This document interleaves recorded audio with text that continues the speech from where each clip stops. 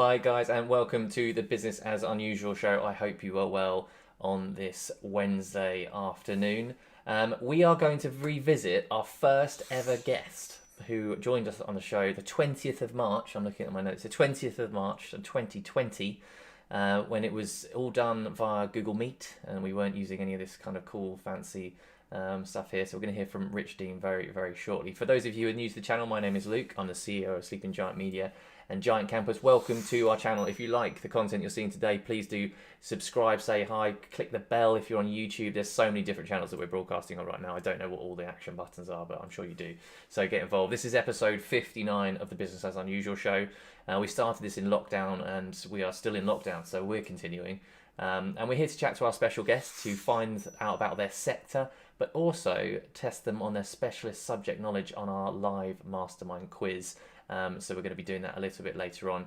We're here to bring you some information, some excitement virtually, so it makes isolation feel a little bit less isolating. We're going to jump to the news and find out what's going on this week.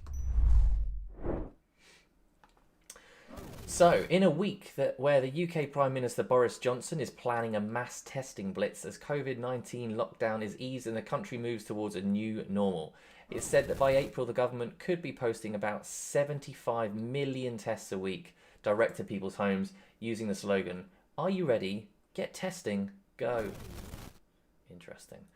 One positive test announcement that was met with better news this week was that of the Duke and Duchess of Sussex. They announced the happy news that they're expecting their second child with this photo of the two of them under a tree somewhere, definitely not in the UK.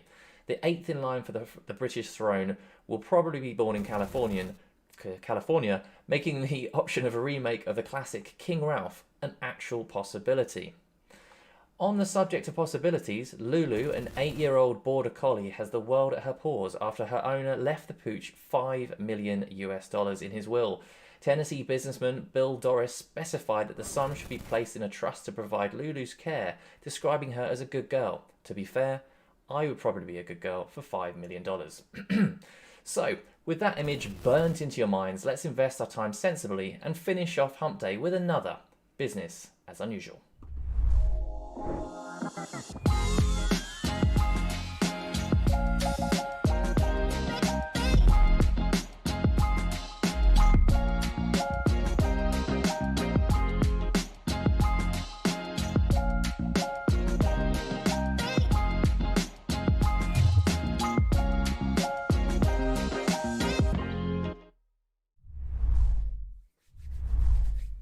Hi guys, and welcome to the Business as Unusual show. Callie, good to see you in the chat again.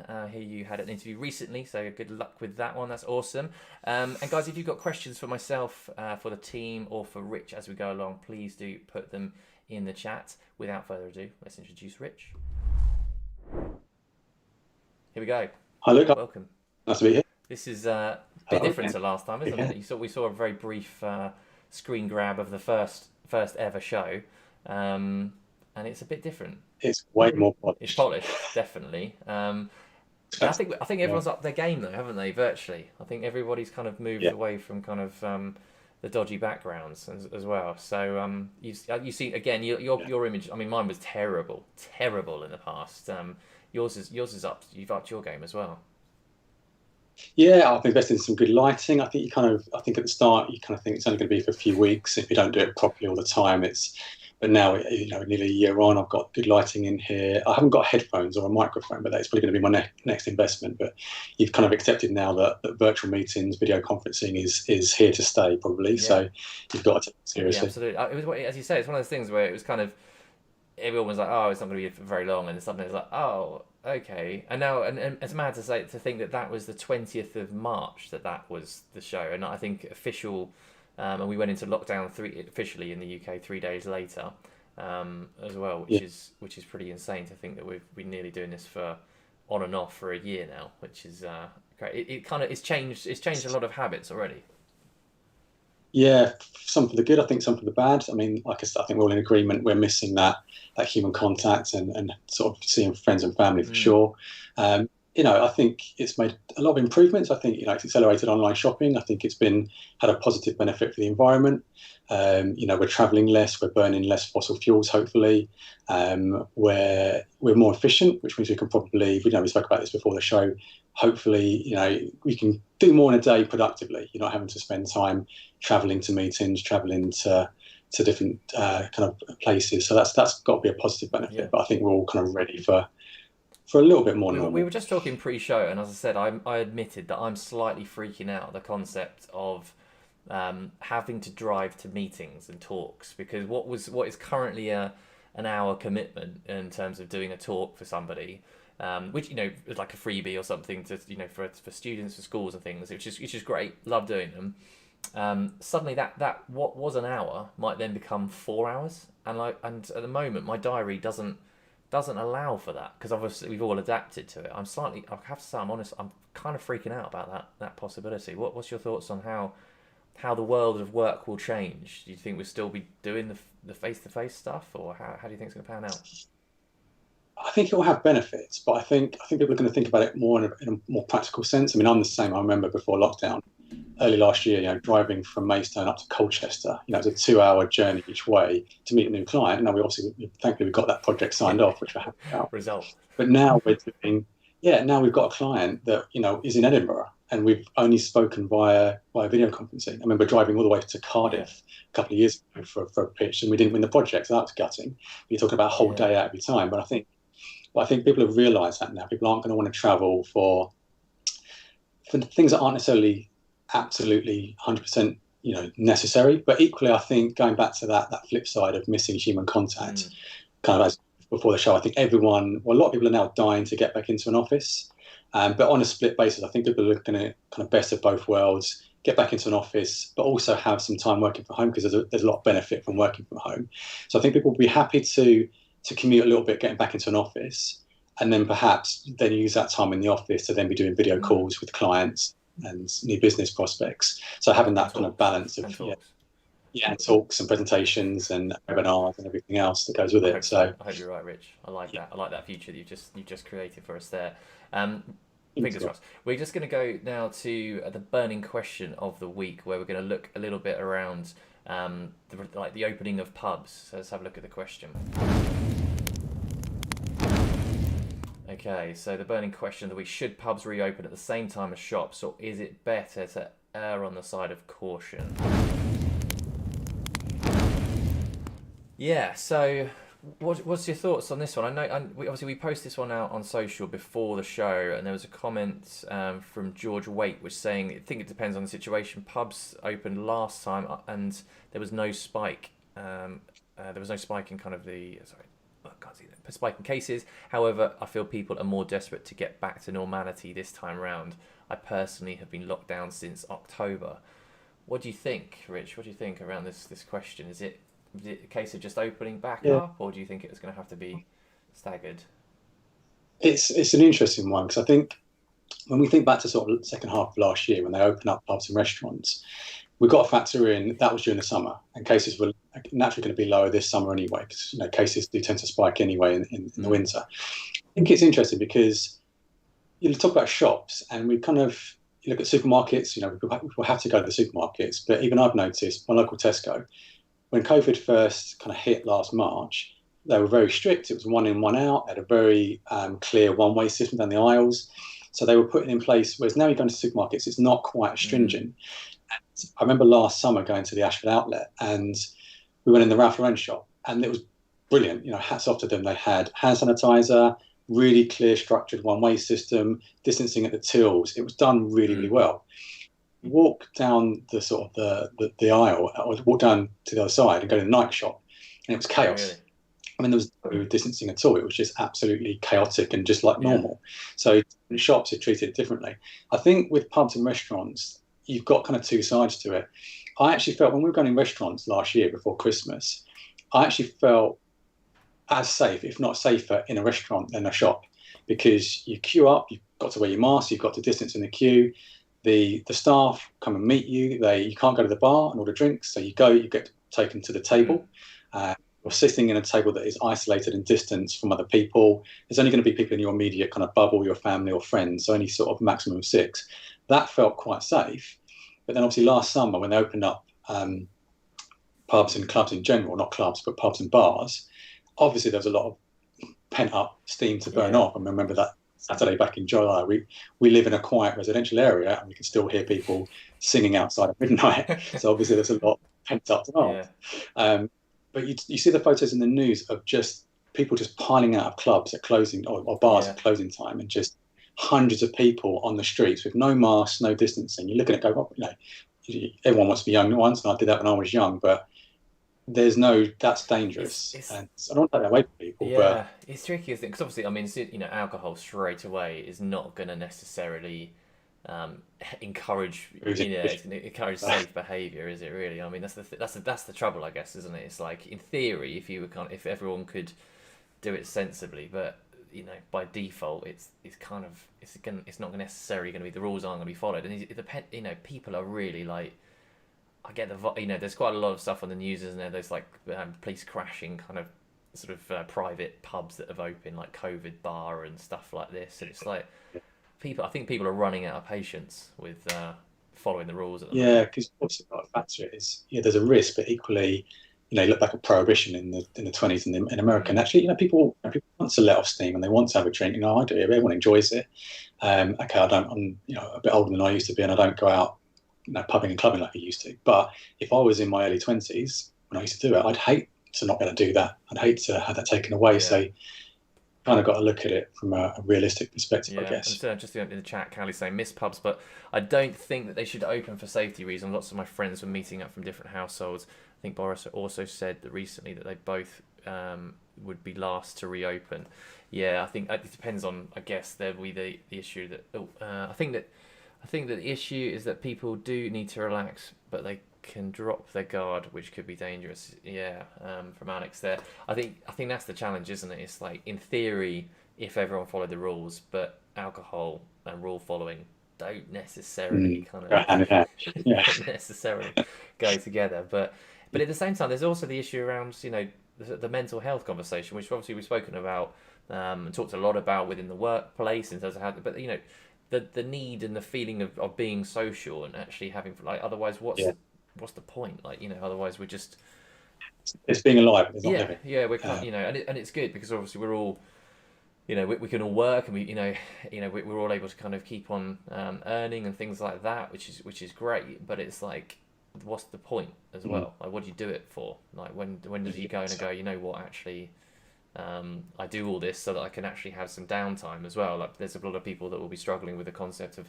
they don't have any upside. It's just work. It's just kind of grind. I think one of the mistakes they maybe made last time, sort of back in the last year, was I don't know if there's an easy answer to kind of resolve it, but the idea of like just a hard closing time at 10 o'clock, I don't think that's a very good idea. I think what you just had is people just piling out of pubs, and they're going to be in close proximity to each other, so you're funneling people to be in quite close proximity, and then all they're going to do is just pile down to the supermarkets or the off license and trying to get more alcohol to keep going. So I don't know how you counter that, because what do you do? Just let pubs be open forever or well into the night.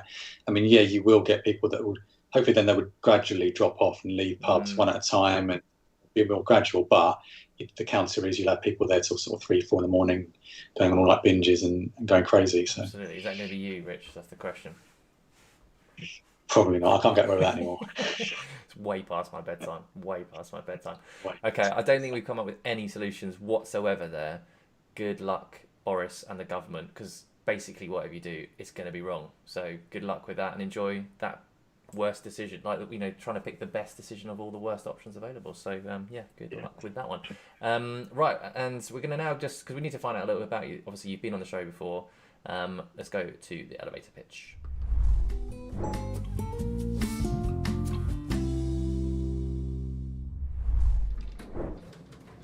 Okay, here we go. We can see the chat there as well, guys. So any questions, comments, do put those in the chat. They should appear there. This is just a very quick introduction to Rich. He's been on the show before, but it was a year ago. So he's got 60 seconds just to introduce himself and the business. Countdown timer starting now. 60 seconds. Cool. So I'm Rich Dean. I am the founder and creative director of a company called Supersonic Playground. We are a WordPress specialist web design and development agency based in Maidstone. So in Kent, a team of 8 sort of broad specialists, designers, developers, and sort of digital experts.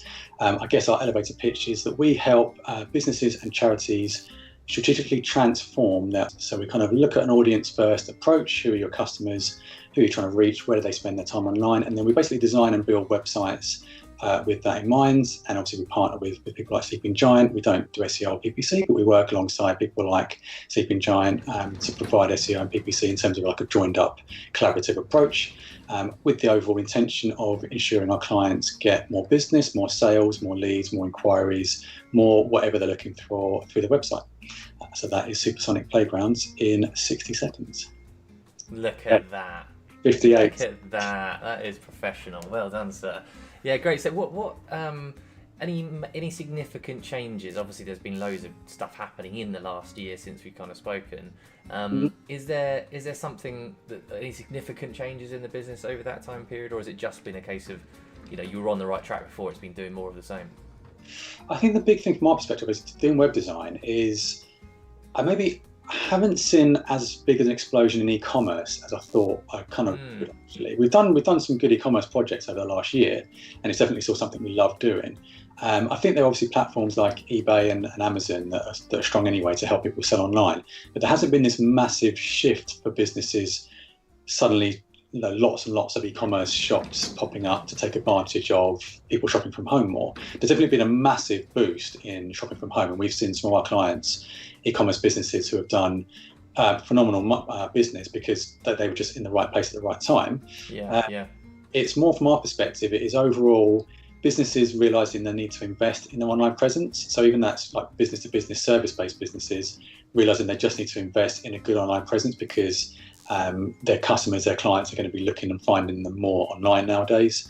We've had a few businesses that I'm not going to use the word pivot because I know you hate that word. I don't hate it. For the first time, I feel like it's been used properly. That's my point. It's like it was used so much before for businesses that were just like they came up with a bad business plan, and then they go like, oh no, we're pivoting to make it sound like it was controlled. What I'm saying now is it's legit. I'm behind it. Use it as much as you like.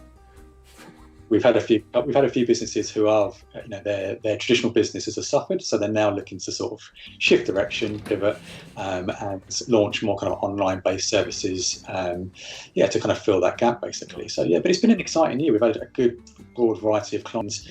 I'm very, very, very thankful that we've been. I guess we'd say we're happily in the middle. We've not done. You know, some businesses have really taken advantage and profited because of COVID. Sadly, a lot of businesses have had really tough times, and I feel for those businesses. We've grown a little bit. You know, we're sort of slightly bigger than we were a year ago, and we're still growing, which is good, positive, solid, stable.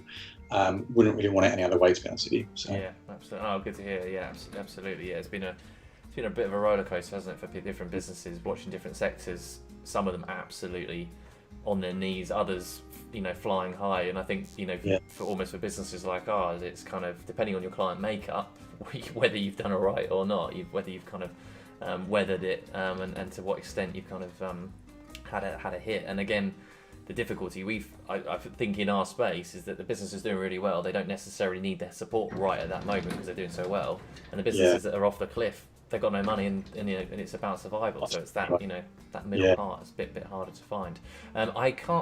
We are well past it. I've lost track of my timing altogether. So we're going to do the halfway point, and we come straight back into the Mastermind Quiz. So prepare yourself, ready for this one, Rich.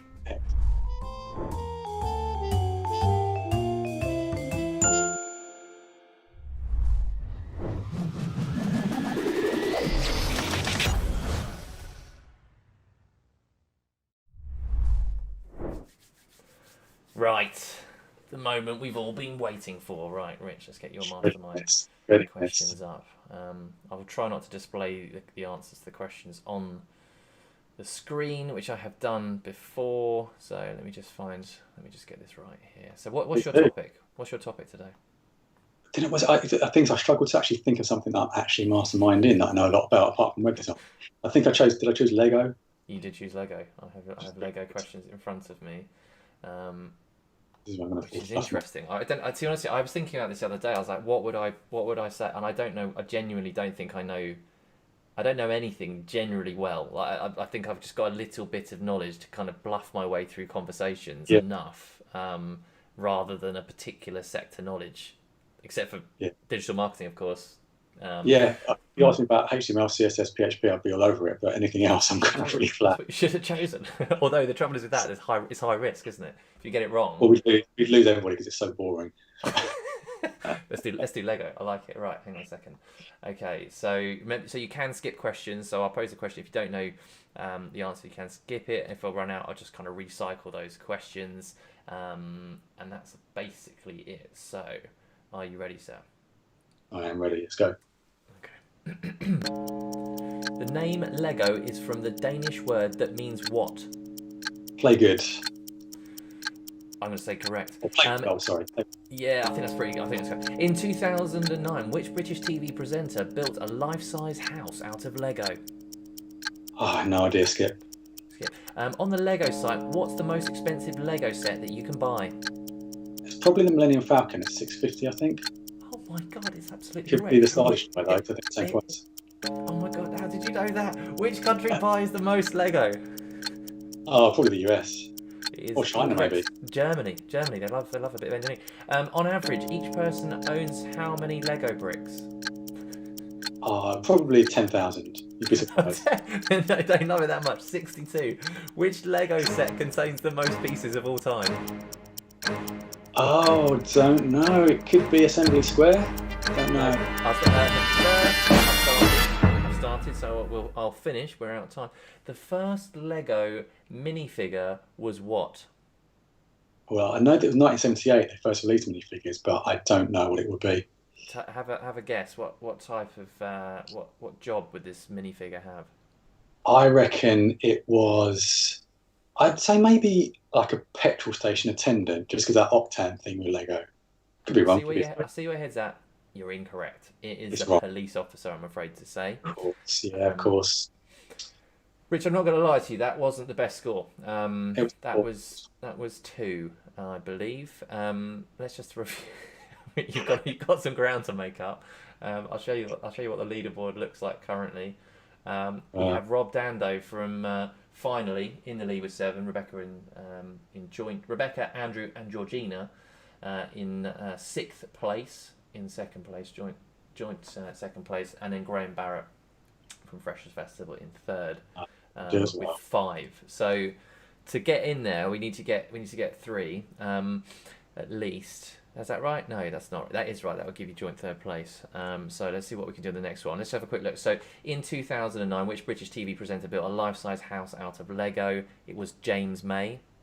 Oh. It took 3.3 million bricks. What I find astonishing here, Rich, is that you got this next question correct. On the Lego site, what's the most expensive Lego set that you can buy? The Millennium Falcon or the Imperial Star Destroyer at £650. You knew both of them and the exact price, but yet you didn't know the police officer one.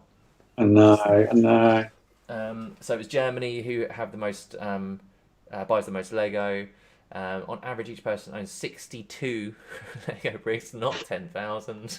And the Colosseum apparently has the most pieces of all time, which may be your you know, if we go to lockdown, that could be your next thing. It's got 9,036 pieces.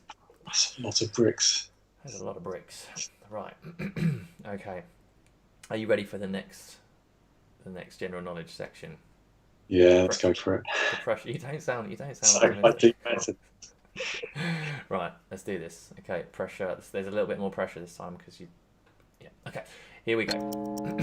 Who is the England football manager of 2020? Oh God, I don't know. I should know that. I don't know. It's not coming home. What is the national flower of Japan? Is it the cherry orchid? No. Think about So close. cherry blossom. Correct. How many time zones are there in Russia?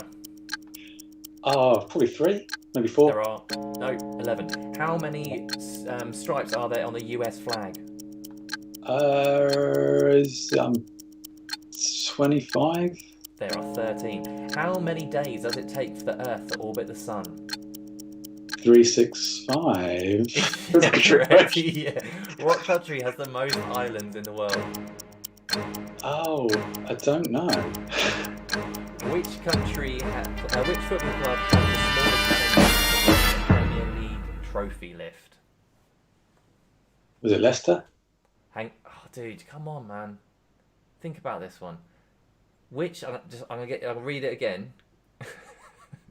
Which football club has had the smallest attendance to watch a Premier League trophy lift? Now think about the world we live in right now. Oh, okay. I guess maybe Liverpool. Correct. Yes. So that's almost a trick question because it's attendance versus, I guess, stadium capacity. Oh, I see what you've done. My natural inclination was stadium capacity. I see what you've done there. Who's in the Amber? You've given him a no. I just gave him another chance to do that one. Amber has marked that as a no.